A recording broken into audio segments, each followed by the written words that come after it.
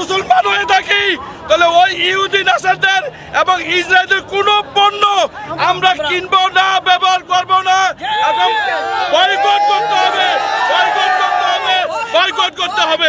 ইসরায়েলের সবকিছু বয়কট করবো, ইহুদি নাসারা মুসলমানদের দুশমন।